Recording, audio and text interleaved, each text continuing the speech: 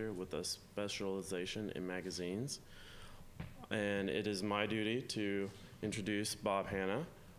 In the mid-90s, after spending 25 years in the print side of business, Robert Hanna jumped into digital with two co-founders and founded Burst Media, one of the first online ad networks.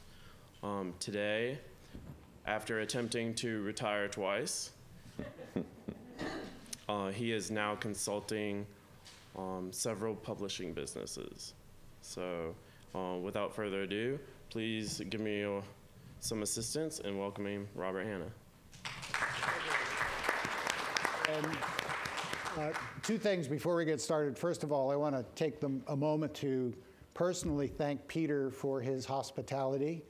He's been shepherding me around town, and had a chance to spend some time talking with him and the other students here. And I got to tell you that for someone who's kind of in the twilight of his career in this industry, I'm just so reassured with the enthusiasm and the excitement that I've seen here among the students. And I feel like our industry is in good hands for the next 45 years or so. So thank you all for that.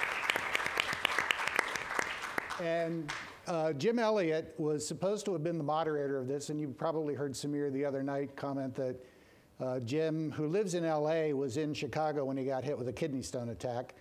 And the word is that Jim is back in Los Angeles now, still uncomfortable, and as I've heard it explained, a kidney stone is about as close to the pain of childbirth as a man can ever get. So our thoughts and prayers are with Jim. But we've got a panel here of some really smart people, myself excluded.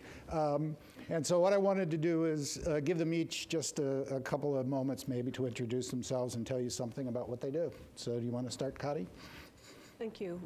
Well, my name is Katriina Kaare, but everybody calls me Kati. I'm actually a graduate from this student, actually a former assistant of Samir's. Where is he, by the way? Oh, there he is. It's so hard to see because of all these lights.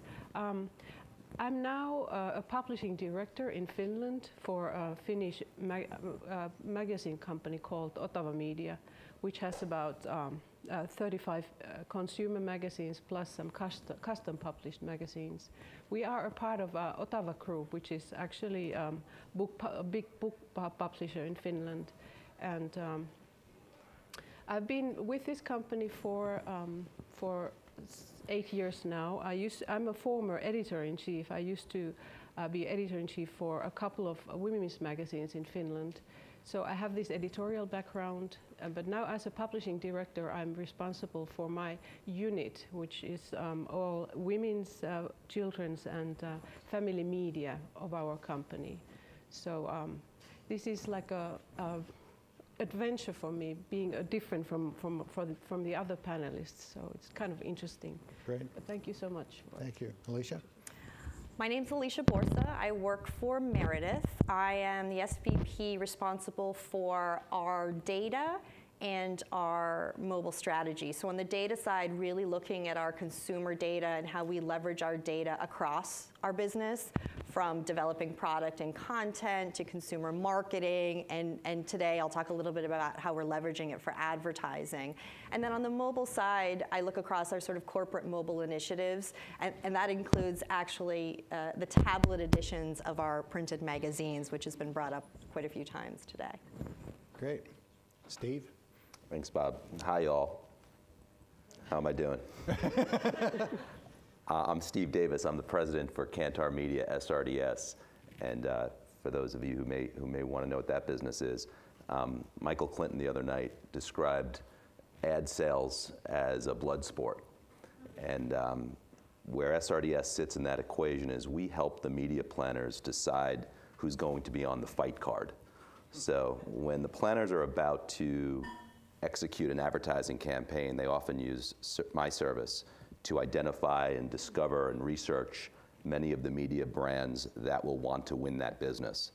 They spend time with my service. There's about 15,000 end users, media buyers and planners who use my database.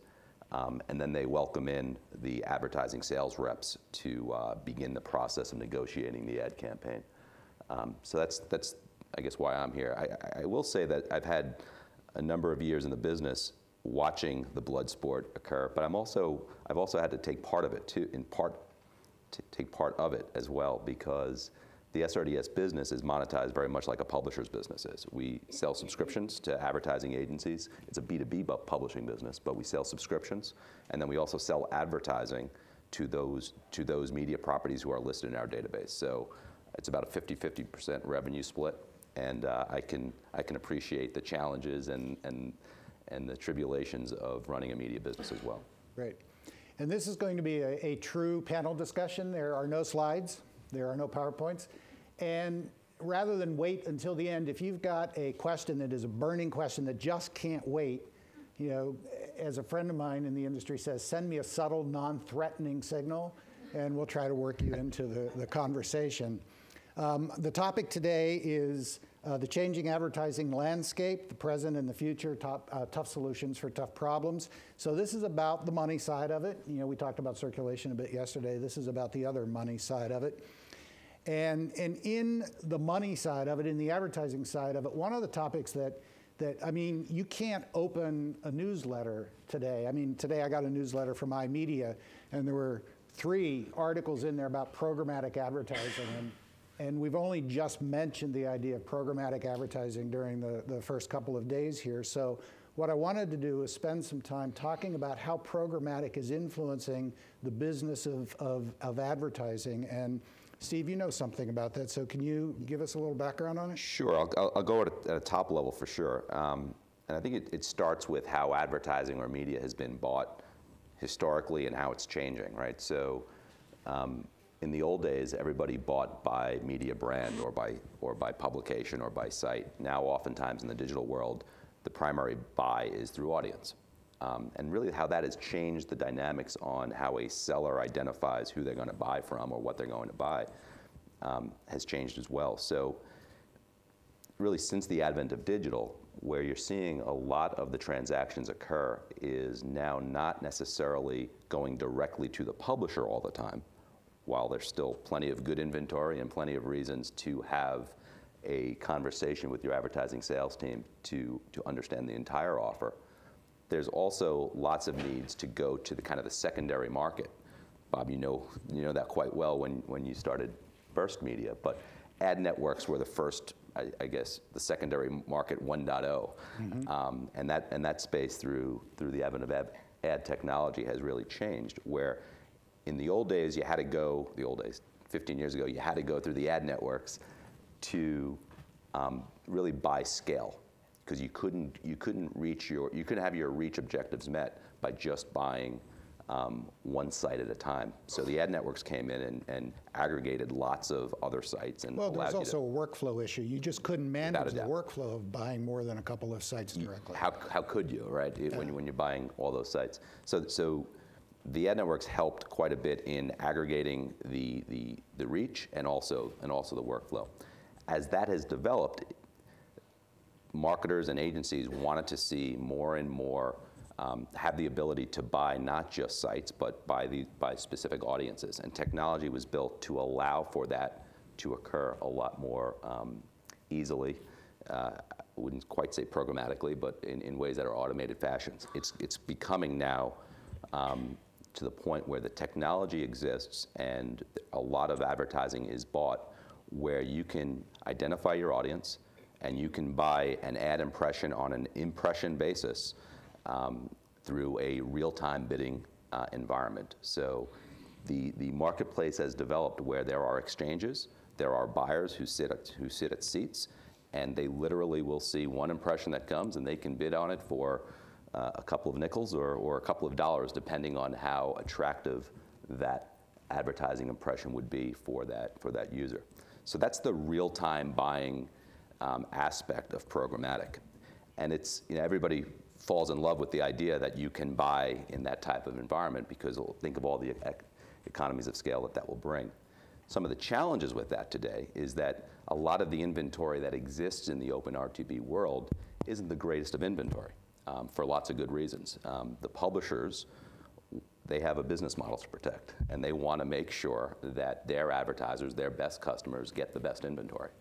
So they reserve lots of that inventory to make sure that they trade that inventory with their best clients. So there's other issues going on in why RTB advertising in the open environment isn't ideal, but primarily it's an inventory issue. So there's two other types of tranches of programmatic that is emerging. One is private marketplace, where lots of publishers have created an environment through a lot of ad tech help to allow that same type of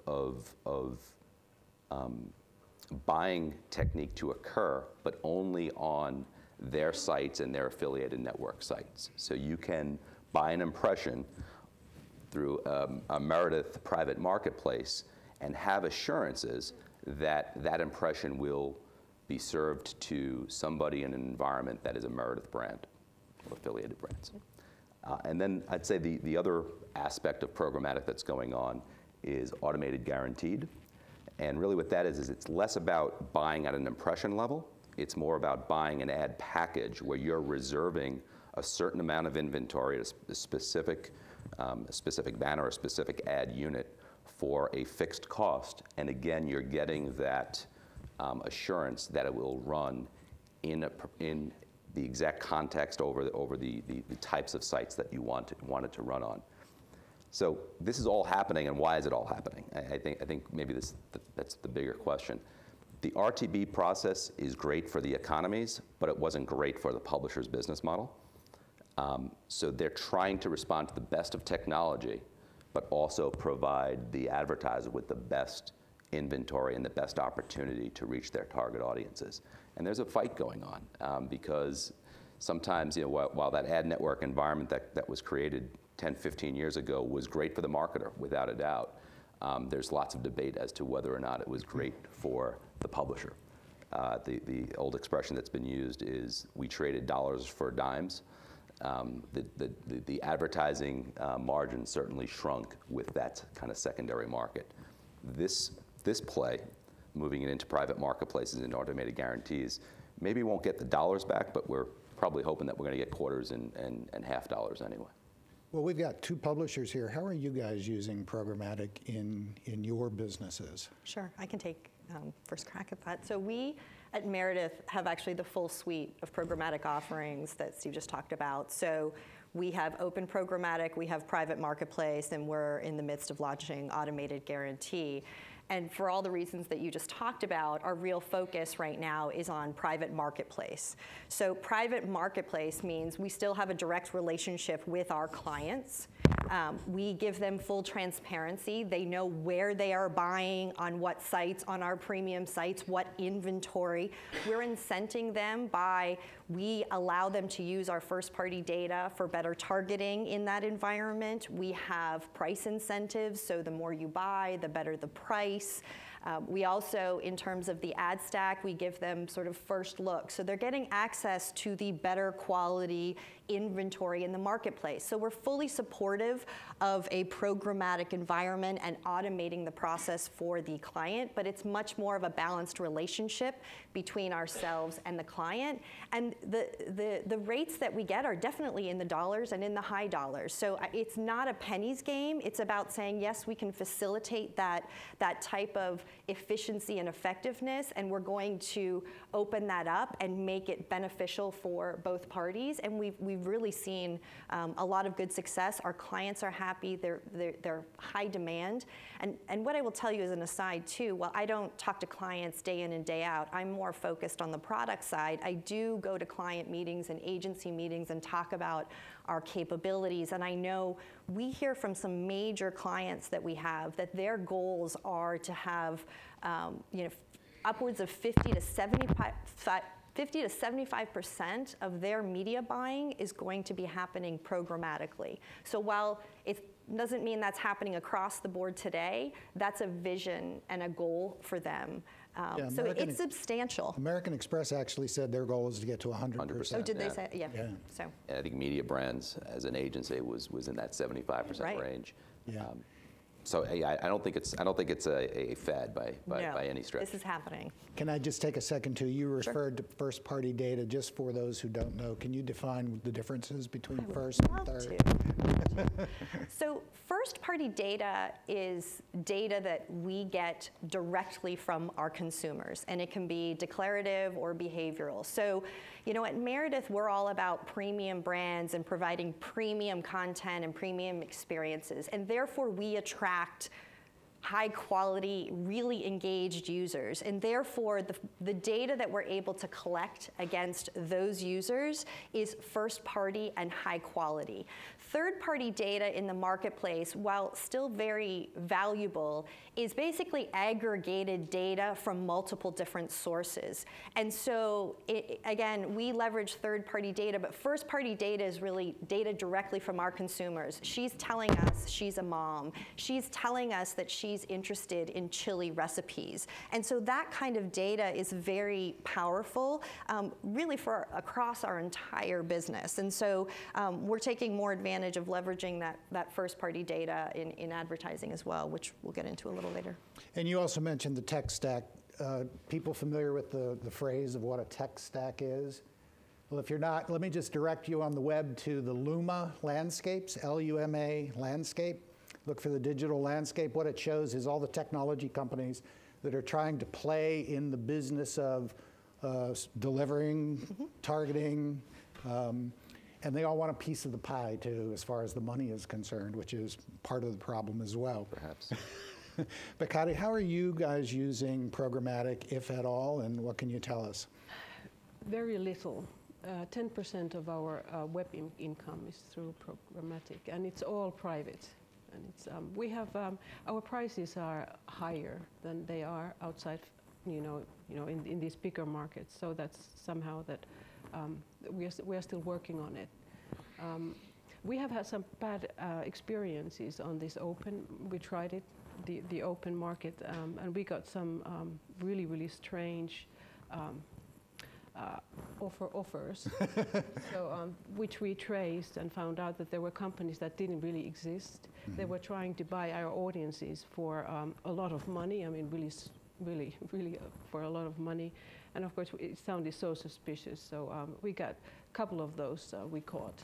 But, and then, of course, we sent all the other publishers warnings that there are some illegal activity going on. So it's, we are a little bit scared right now. I mean, really careful with direction to take. And that's not an uncommon problem. I mean, even in the legitimate programmatic, there's still a question of the ownership of the data. You know, you have somebody, I have a friend of mine on Facebook right now who's running a contest to see who can find the site that's dropping the most cookies onto a user. And somebody found a site that's dropping 96 cookies onto a user on a single page. And these are all people who are capturing data about the audience. So, I mean, how do you defend against that?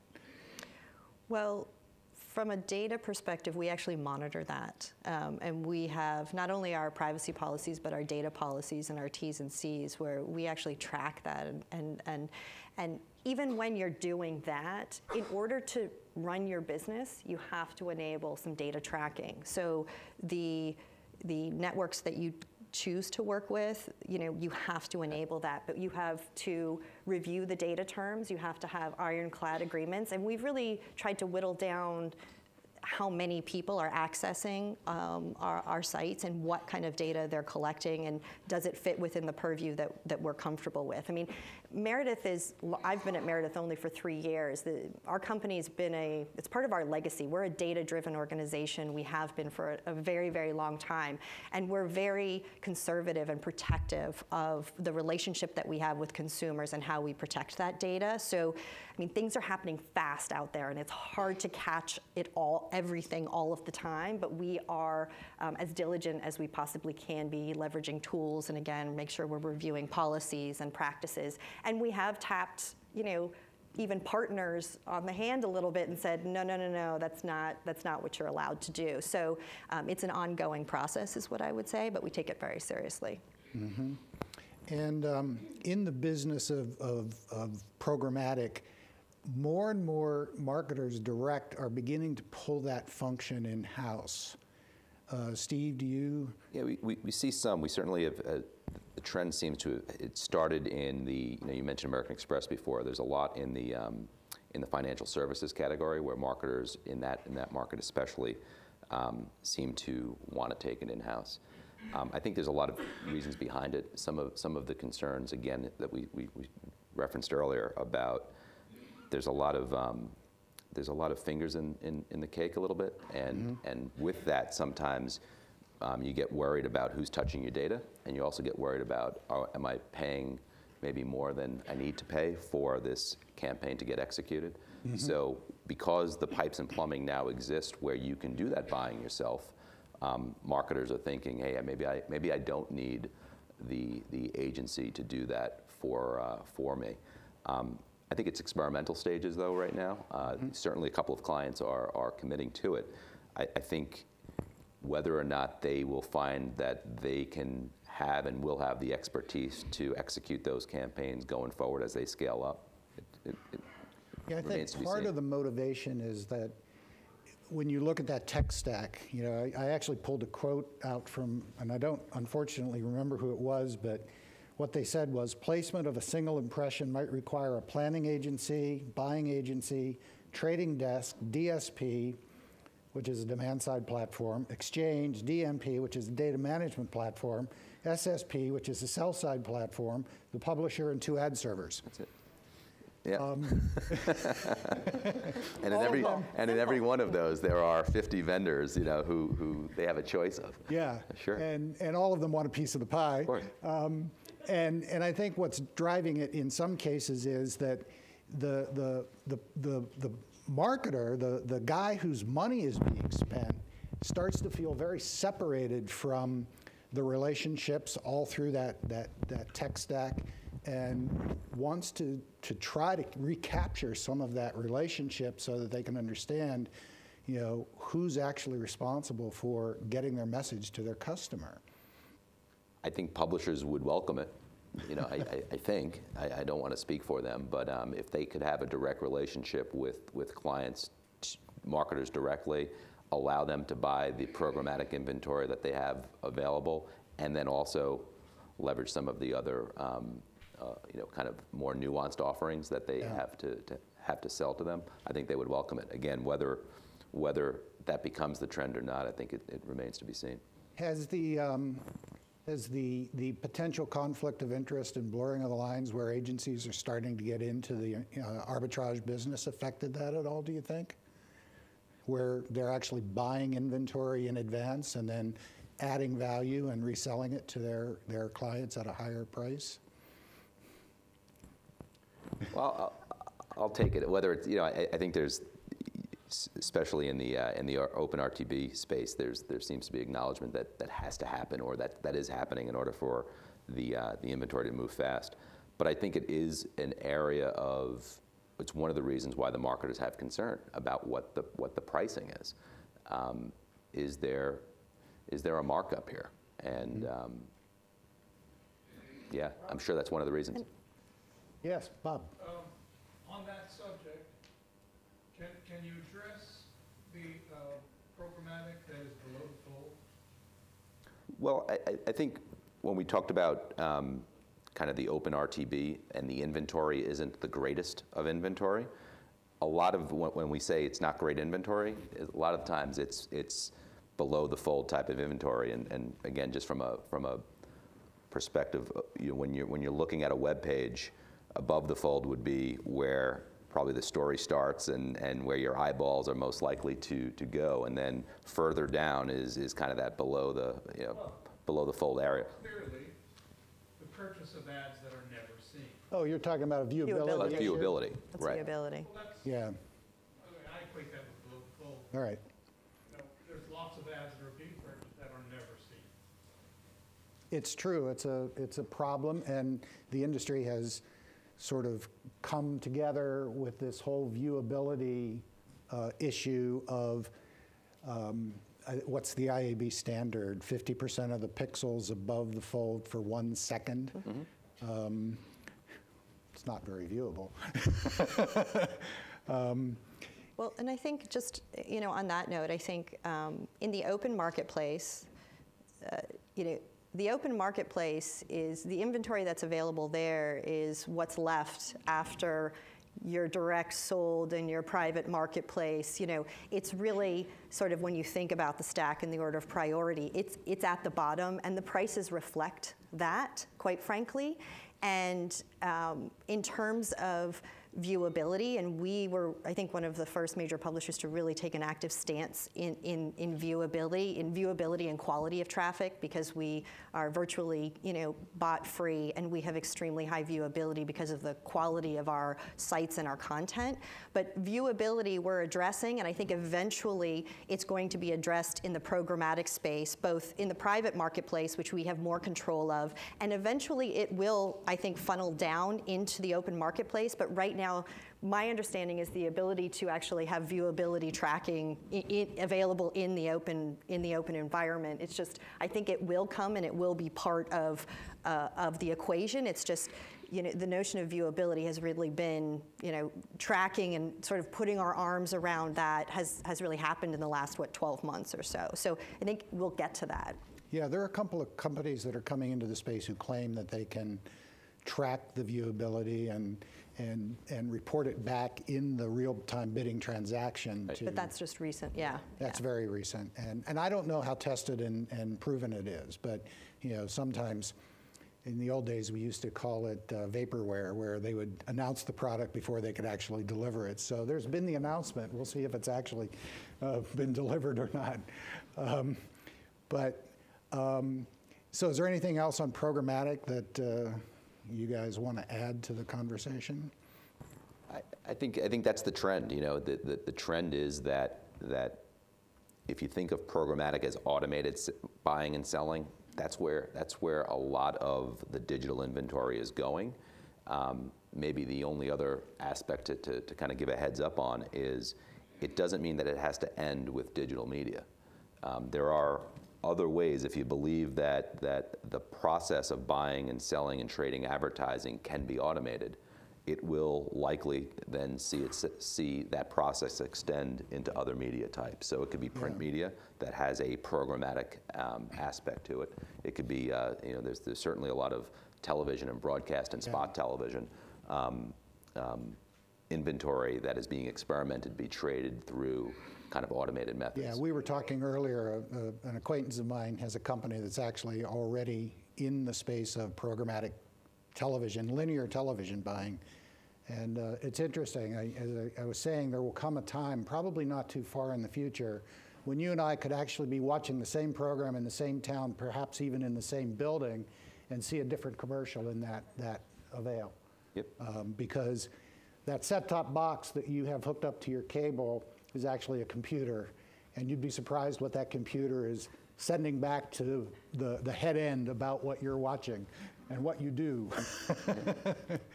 And then I'll just add a couple of things too, because I agree with everything that you just said. I think that programmatic is a reality, and you're going to see more and more of it.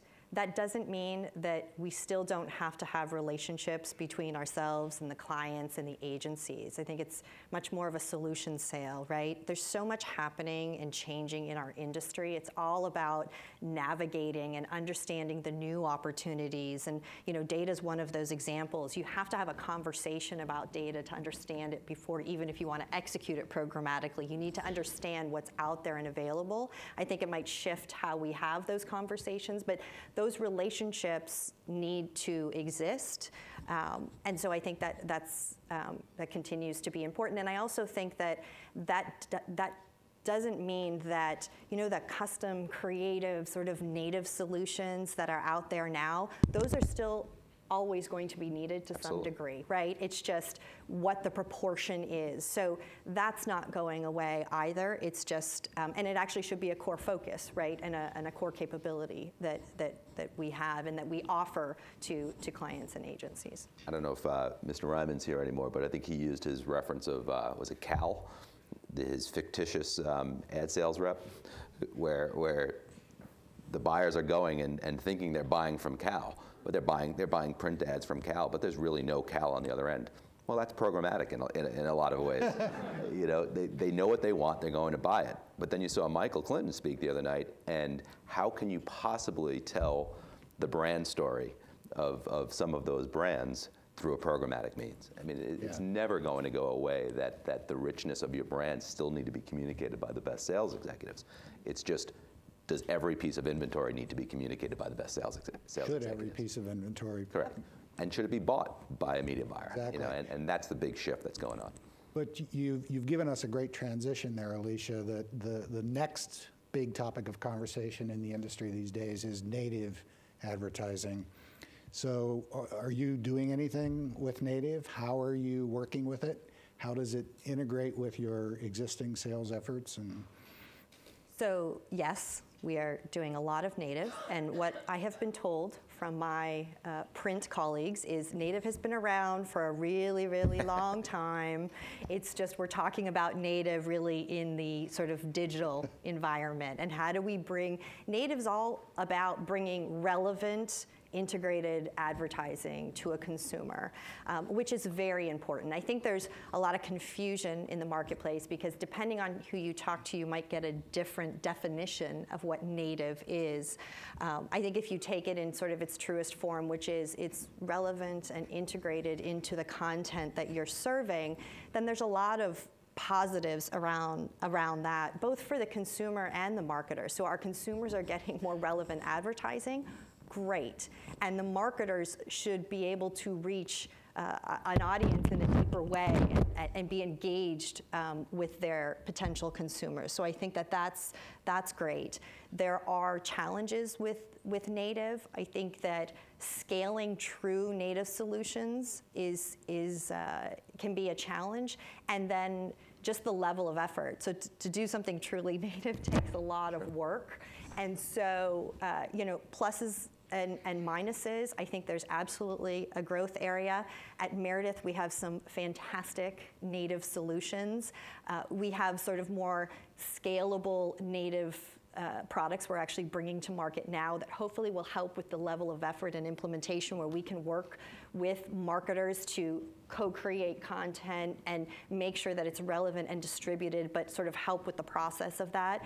But we have other examples. allrecipes.com is one of our brands, and one of the great examples that we can do there is when you're looking at a recipe, and if mayonnaise is in the ingredient, we can target Hellmann's mayonnaise. We can target a Hellmann's mayonnaise ad specifically to the ingredient. Good for the consumer, right? Prompting them, bringing to the forefront a brand for them, integrated, it's not in your face, and the marketer gets to reach the right audience. So, and that's just one of many examples that we have that we've found are really impactful.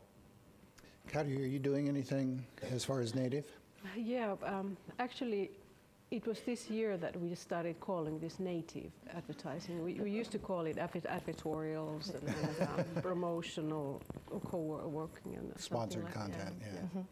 But once we started addressing it more in the Finnish media, in the Finnish media companies, and talk about it more, so we found out that there were several journalists who were really against native advertising, and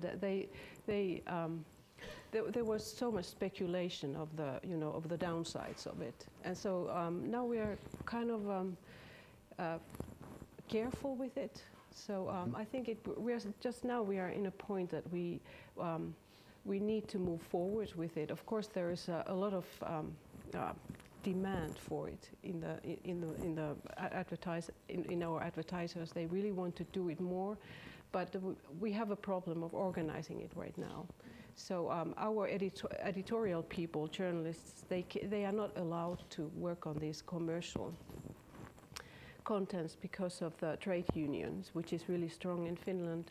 And so we are in a point that where we are organizing our B2B side editors to work on this native advertising, I mean native content side.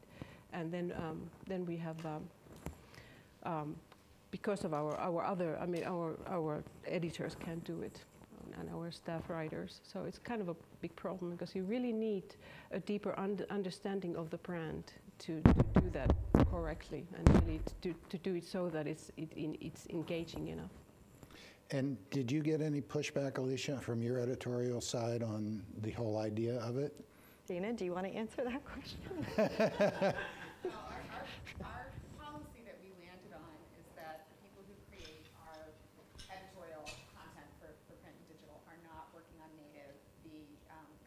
creators for MXM, which is a division of the company that works with marketers, are created. And we have a custom division in the Parenthood group that does custom content for advertisers, and they're handling the native content in that space. So we have Sure, as can a see. company, made a line in the sand. Which seems to be a trend that more and more publishing companies are getting into, where they're having to bring some of those marketing services in-house because you can't necessarily rely on the marketer, the customer, to create that content. Although, Summarize what Dana said. Oh, sure. They've created a line in the sand and actually created some internal departments. They existed. They existed. Internal departments existed already that created content for marketers, and so they're handling native. And can you hear me okay? The one other thing I would say to Kati's point is that, we do have for our various brands standards, and those standards are shared. So for example, on, Parents or American Baby, if a standard is that we do not show photographs of sleeping infants sleeping face down, we would extend that to our advertisers. Sure. So they, their native content should not show that type of picture either, because the recommendation is that you put babies to sleep face up to prevent death, basically. So you've added to your cost structure rather dramatically. Is it working? Well, I think to Dana's point, it's not necessarily adding a lot to our cost structure, because she's talked about MXM, which is Meredith Accelerated Marketing, which is an agency within house. And we've always had just a marketing team on the advertising side to work with clients to ideate and come up with these creative native solutions that we're actually known for. So for Meredith, it hasn't been that much of a stretch, nor a lot of incremental cost associated with it, at least from our perspective so far. And what's the reaction to the external ad agencies when you talk to a client and propose not just the media solution, but the actual creative solution?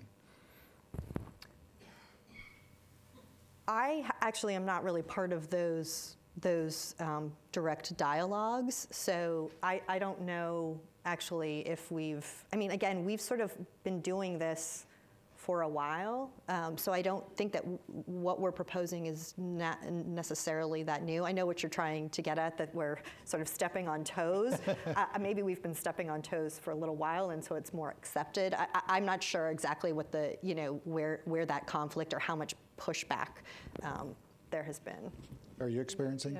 Yeah, in Finland, the advertising agencies are really in big trouble right now. I mean, the Finnish advertising agencies, because of this, because the publishers have had to take their role, some of their role, such as a media agency's role. So there is this ongoing battle about things, and then our relations aren't that friendly right now.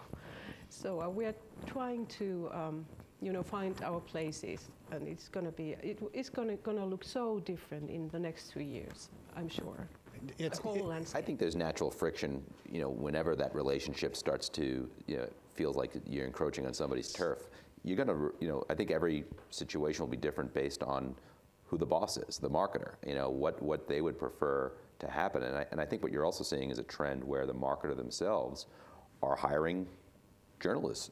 They want to be in control of creating that content. So I think that's something for the students here as well. It's not just the media companies who are looking for the best journalists. In many cases, it's the marketers too. Great point. Exactly. Great Question? Yeah, you had mentioned, or you had asked the question, is Meredith now experiencing a higher level of cost? And the answer is basically no. But as you do, as Meredith or other publishers, doing that work, aren't you charging that back in some way, building it into your revenue stream as well? Part of that relationship is included in that? Well, I think it's part of the relationship overall too, and I think things are shifting. So where we're at today and where we end up, I think will be potentially different. And like I said, for us, we've had some of this legacy already, so I think it's there. But I think to your point, there's sort of natural friction, and as we all sort of sort out our places, that will come to play. But we've always, we've always sort of focused on the end game rather than the applying the costs and allocating all of that. But that's obviously that's factored into the overall business across the board. I think it's just, we're still rolling, like while we've talked about earlier, the issue with native has been about scale. So we've been able to do native and custom creative solutions, but now it's about the desire from the marketplace and from the marketers is really to make it more prevalent. And that's where I think as we're able to do more of that on a scaled basis, where some of these issues will come to play, at least for us.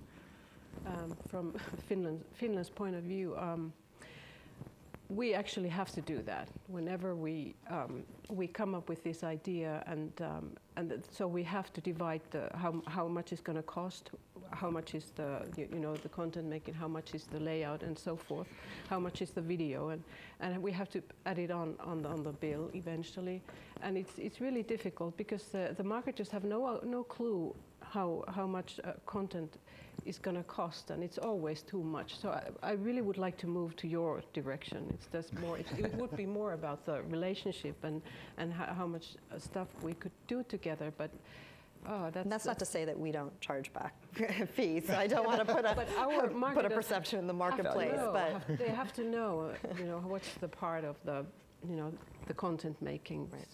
Content making is not inexpensive, and the whole process, exactly. is a lot. And I think that's what you were getting at. It's not insignificant. Another question? Yes. I wanted to back up to the editorial and advertising relationship. I'm in a marriage divided. I'm a member of the church, which I mean the pure journalist, and my wife is in advertising. And one of the questions of the magazine has been, you don't want cooperation, but you want communication. The journalists, the purists, tend to take delight in not ever writing about anybody who's advertising in the magazine.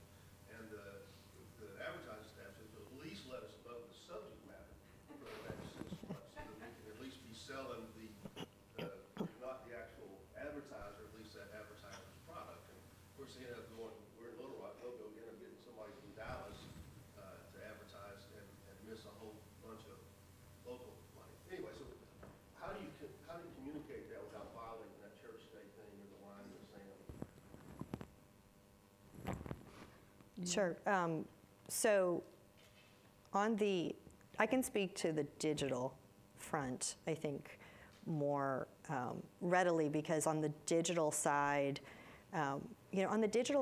we can look at data and content and the audience that we get, and the content's constantly, being refreshed. But at the same time, we have a cooking channel and a gardening channel, and so there's to some degree some set content areas and categories, so you can create native advertising related to categories, and so that's made that easier on the digital side, because you do have some direction. You're not sort of crossing the line, but there's enough information on the digital side to be able to have a balanced approach. In the print side, the easiest subject areas are fashion and beauty, actually, because in printed editorial we have had fashion stories, for, I don't know, somebody knows for how many years, a long time, and our customers, our readers are so used to having the state and the church on the same page. I mean, they need to know where the dress is from and where to buy, how to buy it, where to buy it, and how expensive it is. It's just it's the same with beauty, and though you won't hear any comments on those if you have them. I mean, they're like these editorials that we have on the printed magazine. I mean, readers won't comment on that. I mean, they won't criticize them. They are so used to it. But on the other subject areas, it's more difficult. And something else, I think, where I just spent the last 6.5 years, it was surprising to me how truly, I'm sorry, ignorant sometimes the editorial staff was of the business well-being of the organization, of the fiscal well-being of the organization. And they would view a request by the business side to do something as, well, why do you need to do that? And so just helping them understand the business well-being, the fiscal well-being of the organization, not that you were making a demand of them, not that you were asking them to cross some sort of Rubicon to forego whatever ethics they had, but just so they understood what the motivations were and why it was important. And I don't think that's necessarily unique. I have worked at enough media companies to say that it's probably more common than not that the editorial staff doesn't really have an understanding of and an appreciation for the business operations. And I don't think I say that just because I'm on the business side. I agree. Money is magically appears, and the advertising thinks that the newsroom exists just to throw away all the hard money that they. Well, that's the way it is. So these two new, well, relatively new methods of advertising probably have created some friction within the sales forces. How are you guys handling that? How do your sales staffs approach a programmatic buy, which is a highly automated buy? How do they participate? How do they engage versus a native buy, which can be a very complex, intense set of negotiations, both internally and externally? Any thoughts? Well, like I said earlier, I think that even in the case of programmatic, there needs to be a dialogue. So we've really stressed that you have to be out there and talking to your clients. And depending on what client you talk to, there's varying levels of sophistication and interest and understanding. And so in a lot of our cases, we've taken on the responsibility to make sure that there's an education process too, and making sure that our clients understand what we have and what they can do in the programmatic space. So even though it's all about automation and efficiency, there still has to be a dialogue. And like I said earlier, we're focused really on the private marketplace because in that case, it's a much more balanced relationship. And in that case, there actually is a lot of back and forth on the initial setup. They need to understand the benefits, what's available, and then there is ongoing dialogue based on the performance and what's happening, and you need to optimize against that. So there's sort of always that ongoing dialogue that's needed. Maybe, to me, what that does is once you've established programmatic, then you should have time to talk about the native experiences that we have and spend more time on the native and the more complex advertising opportunities, the more creative, the more custom solutions, or the new things that are coming out into the marketplace. So I think that there's some benefit to that as well. So it's a change, right? They're going through that process, and it's a change. Yeah. But it's just because it's programmatic doesn't mean it has to be a negative. It can be a positive as well. Yeah, up until about a year ago, it seemed like there was a fairly commonly held thought that you needed two sales forces, or somehow these were discrete sales functions and that they couldn't be and wouldn't be handled by the same individual or same department, that the programmatic might be handled entirely by some sort of internal technology and services function, and the native would be handled by your high-paid, highly educated, highly creative sales force. That seems to be changing. I wouldn't agree with that approach.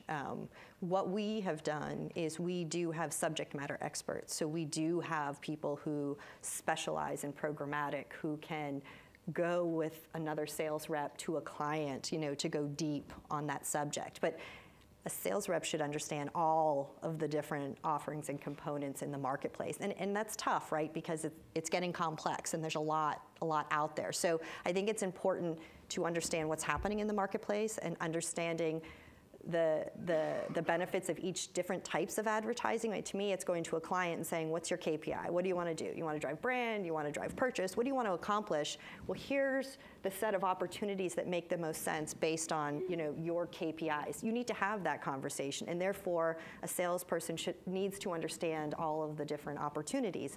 Then you can bring in support to help go deep. That's the approach that we've taken. Mm-hmm. And some will gravitate more towards one versus the other, and programmatic's new, so relatively, so everybody's learning together. But that's been our approach. I see you shaking your head, Kaare. I'm just thinking this, in Finland, of course, our automatic buying is totally, it's not in-house at all. So of course there are different people. But 2 years ago, we had different kinds of sales person selling the print and selling the the digital, and now we are back to where the one person has to be able to sell everything plus the events and the apps and everything else, because you can only make that one sales call to the client, and you have to do everything right in that during that call. So we are back to there, and it takes a lot of training right now. I mean, our sales personnel, most of them are in their 50s, so it's challenging for some of them. Are you saying us old people and I don't think get it? I think that's also aligning with where the on the demand side too. So where the buyers are. So we've done a fair amount of studies on the media buyers and what they are responsible, and kind of the siloed world of subject matter experts on the planning side has changed too. You don't have just folks who understand how to buy print media or how to buy broadcast media.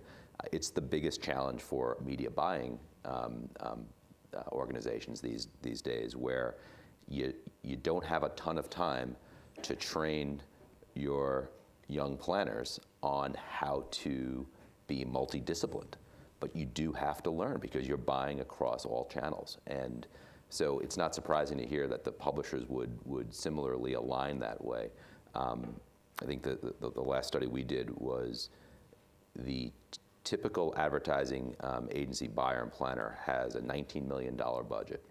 They're spending it across 4 different brands, so 4 different kind of brands that they're going to do marketing campaigns throughout the year. Almost everyone, 86%, is doing digital media. 75% do consumer media, and it goes right down the line. Whether they're doing broadcast, almost everybody has 3 or 4 disciplines that they have to buy against, and that's challenging too. And talk about friction. The friction in the marketplace is there because you have folks, some who are very experienced and others who are not, talking to people who are very experienced and some who are not. And there's a lot of tendency to get miscommunicated. A lot of miscommunication. Lots more people trying to talk to them. You have some numbers on how many people are on the Rolodex? Yeah, I mean, just do the math, right, guys? I mean, when as digital has exploded, there's so many more media properties out there calling on the same, to fewer planners. And then all those ad tech companies that we talked about are also trying to reach out to the folks with budget as well. It's getting a little scary. Anecdotally, a planner supervisor on my agency advisory board, she shared that it was a Monday, just about a year ago, this time of year. It's fall season, when plans are getting set. She was meeting me for lunch. She said she had 30 emails that morning from, she called them vendors. We like to think of them as partners, but media vendors who were trying to schedule a coffee, a lunch, but 30 of them in one morning. But that's their life. Their life is being inundated by sellers. But they're not going to see or even talk to or even read an email from all 30 of those people necessarily. Likely they won't, and it's impossible to do it. You can appreciate it.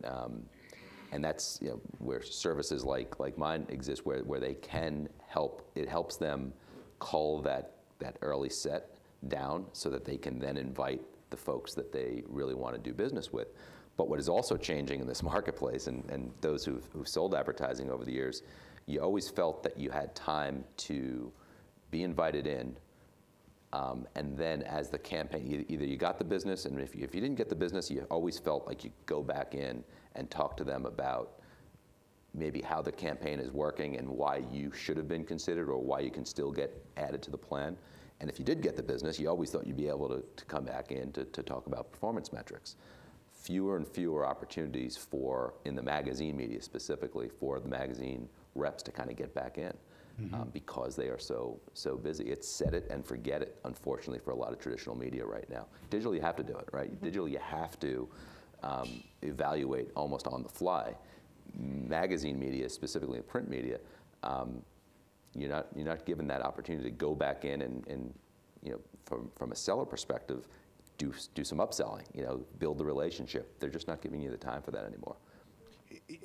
With all the pressure that the publishing side of the business is under, agencies have their own unique challenges. Do you think their model as it stands is sustainable? Well, I actually think that agencies as advisors and working with their clients to navigate all of the things out there, cross-platform opportunities, and really strategizing with their clients to optimize their media spend, there's absolute value in that if that is their focus. So be the client advisor. So in that case, there's absolute value, and there's value, yeah. And I think you may have mentioned it, Steve, that agencies are starting to get more and more into try to be in the content creation business, sure. Which is actually kind of a throwback to the beginnings. All of the original soap operas were actually productions of ad agencies. Is that something that is suddenly there's going to be this confluence of content coming from publishers and marketers, and it's happening. I mean, every magazine media publisher now is a digital and a mobile publisher. Every marketer is now a publisher of their own content and maybe going to become a media buyer. And every agency is also going to be a combination of it. We're all becoming everything. We're all becoming homogenized, right? But I think the subject matter expertise. I think the creative ideas never go away. And will the model change? Of course. But will there still be value there? I think so. And I think what had happened 15 years ago or so, where the agency really had a big split between creative and planning and buying. Mm-hmm. I think you're going to see that kind of come back in because the client needs it. The client needs it. And we see it a little bit. Even WPP has had this play of horizontality, where they see more and more that for not every client, but for the ones that obviously are important partners, they want to bring that whole they want to know what the CMO's agenda is, so that they can follow that through as flawlessly as possible. It's hard to do it when you're in different when you're camps. in separate buildings. Absolutely, it sure is. It sure is. Yeah, exactly. Well, we're getting near the end, and we have some questions that we wanted to ask the panel to comment on, sort of in a lightning round here. So why don't we start? We'll just start down at the end and work through. And first question is, where will print be in 5 years? It'll be in the hands and on the laps of many enthusiasts. It's not going away in 5 years or 10 or 15. I think the business model of print will change, or will continue to evolve. But I think all of the evidence that we heard earlier in the day, folks still want that print experience. Will there be as many? Probably not in 5 years, because I think the innovations in digital will maybe take a few more away, but it will be still a valued experience for the consumer, and as a result, the marketer. I absolutely agree in terms of the longevity and the importance. From an advertising perspective, I think print advertising has always been contextually relevant and will continue to be a very contextually relevant place to advertise. I think from a targeting perspective, I think there'll probably be some more opportunities to target an audience versus a sort of a mass targeting. And I think there'll probably be some more integrated opportunities. So, we've had QR codes for a long time and, augmented reality, but I think there's going to be more opportunity to sort of integrate the print experience and bring that more and integrate it across platforms is another trend. Mm-hmm. Patty? I'm a strong believer in print. Of course, it will stay here for the next so many years. But I think in 5 years, I hope that the advertisers will finally have woken up to the population above 55, because that's the problem in Finland. The age structure is more dramatic in Finland than in other European countries, which means that our 45% of Finns are above 55, and advertisers they don't want to see that. So they are campaigning for people between 25 to 44. And so we have this massive group of people who are affluent and they are educated, and not a single advertiser talks to them. So I think that advertisers will wake up, and then the print will feel so much better, and we'll be in so much better shape. Yeah, I agree. Print's not going anywhere. I think we've seen some great examples of how it will coexist with its partner digital products. And I think that inside media organizations, there will probably begin to be more and more of an understanding that the print product isn't the mothership, that it's part of the entire superliner, and that it all stays afloat because it all works together. So maybe a poor analogy, but we'll see. So the next question, and Steve will put you on the spot again first. Where will digital be in 5 years? I think it's apparent it's going to be mobile, right? I mean, I don't think you can see what's happening with the technology, with how I'm having a nervous breakdown with that my mobile phone is over at the chair over there, and I've been without it now for an hour. You know, it's an engaging medium. Do you need to go take No, care? I'll be all right. I think we're gonna land another few minutes. And then, you know, if Facebook is buying WhatsApp for $16 billion, what do they have in store for how marketers are going to be able to message or communicate through the SMS channel? I mean, there's going to be so much mobile going on, location based. I think it's going to be pretty exciting.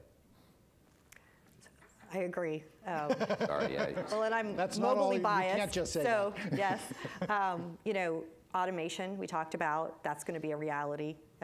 Mobile, obviously. I think advertising is going to be very personalized and tailored to the consumer more.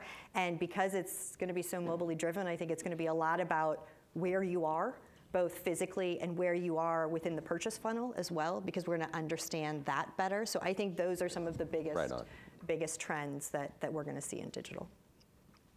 Kaare? It's such a good place to sit, like in this place, like the third one, because I mean, I couldn't agree more. I don't go first in the next one. Oh, all right. I mean, there's nothing else to add, I guess, to that. Well, I think the only thing I agree, mobile, and I wish that I had been a little more vocal 2 years ago when I kind of meekly said, what are we doing with mobile? Yeah. Because I think too many organizations are being kind of caught unaware, saying, oh my God, I didn't realize that 30% of my traffic was on smartphones, and my smartphone replica looks like crap. And it's not very advertiser friendly, and advertisers aren't very, it's not appealing to them as an advertising format. So I think a lot of people are playing catch up, and you know, if you're a publisher and you haven't got a lot of attention and a lot of resources put on mobile, you need to leave here today and go do that. But it's probably not banners, right? I mean, that's the whole native experience. Yeah. I mean, that's the challenge. Well, Relevant. I mean, It's got to be relevant. is digital at all, even desktop, going to be banners 5 years from now? It's a good bet. No, I would assert not. Yep. So, but I don't know for sure what it's going to be. All right, so Alysia, we'll make you go first on this one. Sure.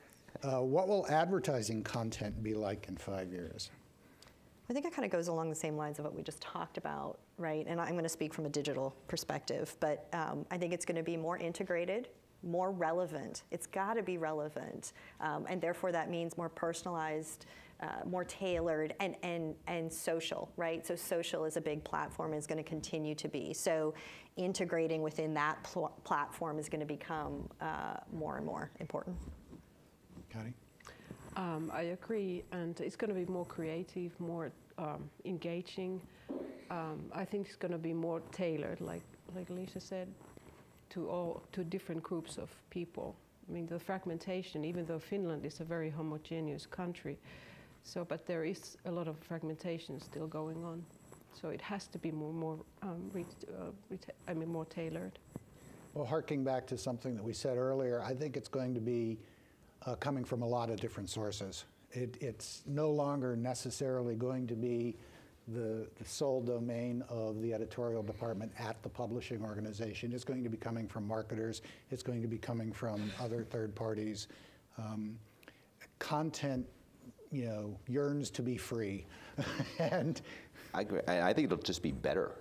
I think because it's going to come from more sources and there'll be better expertise around it, it will improve. I think And maybe it will that's be data driven. So just there to you get my go. plug in there. And It's gonna be it shall be. data-driven. I just think when we say native isn't native isn't new because there were advertorials in print back then, but a lot of the advertorials in print back then were pretty poorly written.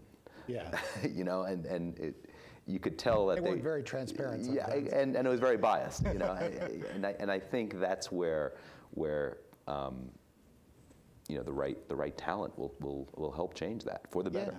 And I think we saw some examples. I think we're going to see our readers and our viewers actually generating that content in many cases as well. So, okay, good. All right, Kaare, you're on the hook here. Where will agencies be in 5 years? You mean advertising agencies? Or Yes, media? advertising agencies. Well, media agencies, the whole The other whole side of the landscape. relationship. Advertising agencies will definitely be more on this content making side, especially in Finland. They will be doing more the creative side, and the media agencies will be more in that strategic. I don't know that word, so hardest word to pronounce. Yeah, planning and working with publishers with it. Yeah. All their clients. I agree. I think they're going to be generating more content in entertainment form. And again, it's going to be hard to necessarily see the line between the publishing and the agency side of the relationship. Steve? Yeah, like I said before, I think they'll just be more converged, more integrated to better serve the client. I agree. That strategic advisory role is still going to be critical and valued. So. Okay, and then the last question. What do you see coming over the next 5 years that will be a surprise to most people in this room? That's an easy question. All right, start with Steve. I'll give it. I was trying to be provocative here. I think we will see one of the larger platform businesses, whether it's Google or Facebook, buy a magazine media company. And I think it's provocative because when that happened, when AOL and Time merged, it was viewed as really a kind of a disaster on a lot of fronts. But times have changed, and I think what was the vision back then was these guys have great, from the digital side, was the traditional guys have great brands, have great audiences, and now digital know-how. And that's what I need as a platform. I've got audience, I've got technology, but I still need those aspects where really well-defined content. And they've got a lot of money. So I think they'll make an attractive offer one day in the next 5 years, and you'll see one of those mega mergers where everybody's saying, wow, the industry has changed. That's a good one. So for this one, I did poll a few people because I was trying to come up with something innovative. And actually, the head of our programmatic and audience targeting sales, I have to attribute this one to him. We've talked a lot about programmatic. And he said in 5 years, the term programmatic isn't necessarily going to be around. It's just going to be advertising transactions, right? So it's just going to become the norm that advertising is going to be transacted in a more automated way. And so you see it like in a NASDAQ format almost? Well, it's not so distinguished. It's just it is what it is, and it's that term isn't needed. It's just about the transactions itself, which I thought was really interesting. Kaare? Oh, I can't think of anything clever enough to say. What would really surprise you all that we would have a major Finnish web media. See, we have this language barrier, so it would be very surprising. Finnish is spoken only by 5.5 million people in the whole world, and it's not really related to any other language. So that would be a major surprise. We're going to hold you on that one.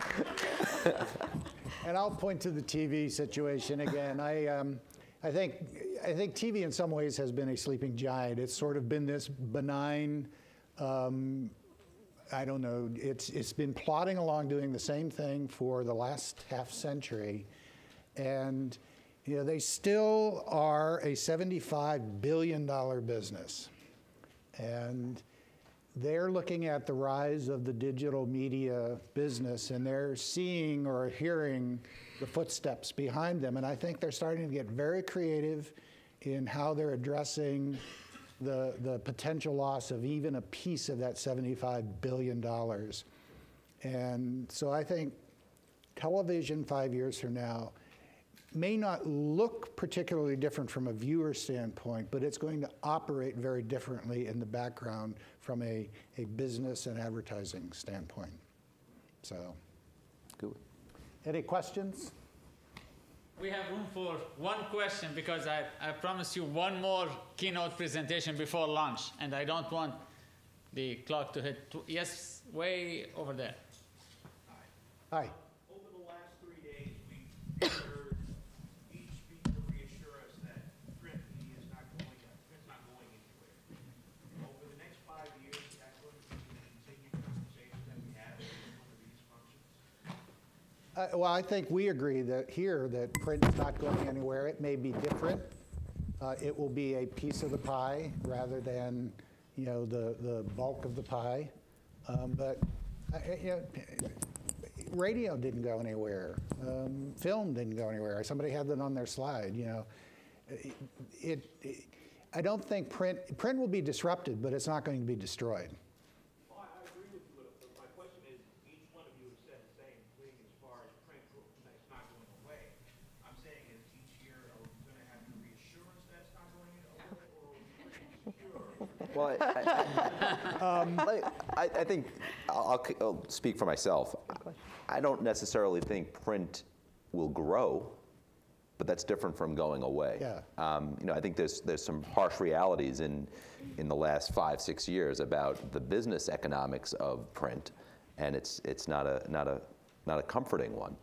But it doesn't mean it goes away, and I think that's a key distinction. There's still plenty of revenue to make and plenty of profit to have, and I think even the story we saw earlier with Greg, there will be plenty of print disruptors who will find the niche and have the guts to go out and win markets for a media that perhaps folks don't think is sexy. There's still money to win. Yeah, I think it's very well put. On that sexy note, thank you very much. Thank you very much.